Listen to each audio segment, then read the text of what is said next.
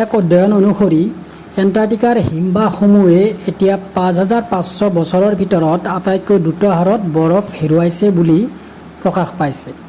এণ্টাৰ্কটিকাত দুই বিশাল বৰফৰ ভৰ আছে, পূব আৰু পশ্চিম এণ্টাৰ্কটিকা আইচ শ্বীট। গতিকে আজিৰ ভিডিঅ'ত আমি এণ্টাৰ্কটিকাৰ বিষয়ে অলপ আলোচনা কৰিম।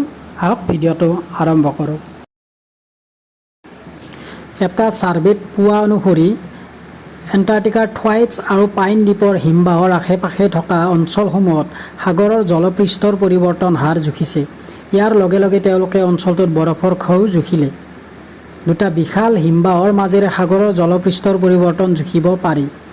পাহৰি নাযাওঁ যে থ্বাইটছ আৰু পাইন দ্বীপৰ হিমবাহবোৰ হমংগাছ, যাৰ আয়তন ক্ৰমে ১,৯২,০০০ বৰ্গ কিলোমিটাৰ আৰু ১,৬২,৩০০ বৰ্গ কিলোমিটাৰ।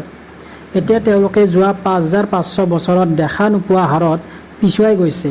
পাছলৈ এণ্টাৰ্কটিকাত এই হিমবাহবোৰ গলি যোৱাৰ ফলত বিশ্বৰ সাগৰৰ জলপৃষ্ঠত যথেষ্ট প্ৰভাৱ পৰিব পাৰে। দৰাচলতে হিমবাহৰ গলনাংকৰ বাবেই বিশ্বত সাগৰৰ ৩.৪ মিটাৰ পানী যোগ হ'ব পাৰে। হলচিন যুগৰ মাজভাগৰ, সেয়া প্ৰায় ৫,০০০ বছৰ আগৰ কথা। অধ্যয়ন কৰিবলৈ বিজ্ঞানীসকলে পুৰণি এণ্টাৰ্কটিকাৰ বিলৰ অৱশিষ্টসমূহ পৰীক্ষা কৰিছিল। ৰেডিঅ' কাৰ্বন ডেটিঙৰ জৰিয়তে সাগৰীয় শেল আৰু পেঙ্গুইনৰ হাড়ৰ মূল্যায়নৰ জৰিয়তে বিজ্ঞানীসকলে প্ৰতিটো বিল কেতিয়া দেখা দিয়ে সেইটো নিৰ্ণয় কৰিব বিচাৰিছিল, যাতে অৱশেষত এই পৰিৱৰ্তনে স্থানীয় সাগৰৰ জলপৃষ্ঠৰ কেনে প্ৰভাৱ পেলায় সেই কথা বুজিব পাৰে। বিজ্ঞানীসকলৰ মতে যোৱা ৫৫০০ বছৰত আপেক্ষিকভাৱে সাগৰৰ জলপৃষ্ঠৰ হ্ৰাস পাইছে।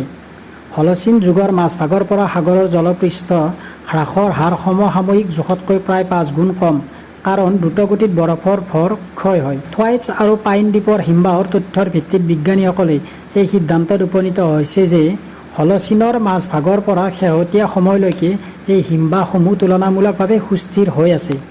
যোৱা ৫৫০০ বছৰত দেখা নোপোৱা হাৰত যোৱা ৩টা দশকত এই হিমবাহসমূহৰ গলনাংক দুগুণ বৃদ্ধি পাইছে।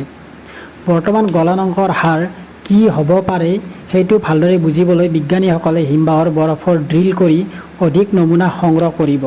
গতিকে আমাৰ মানৱ সমাজে গ্লোবেল ৱাৰ্মিঙৰ কথা ভাবি পৃথিৱীখন যাতে পৃথিৱী হৈ ৰয় তাৰ বাবে কাম কৰি যোৱা উচিত। গতিকে আজিৰ ভিডিঅ'ত এণ্টাৰ্কটিকাৰ বিষয়ে কিছু তথ্য মই দাঙি ধৰিলোঁ। এণ্টাৰ্কটিকাৰ এই বিশাল সম্ভাৱ্য ক্ষতিৰ বিষয়ে আপোনাৰ মতামত কি তলত কমেণ্ট কৰি জনাব। গতিকে আজিলৈ এৰিছোঁ, আকৌ লগ পাম নেক্সট ভিডিঅ'ত। ধন্যবাদ।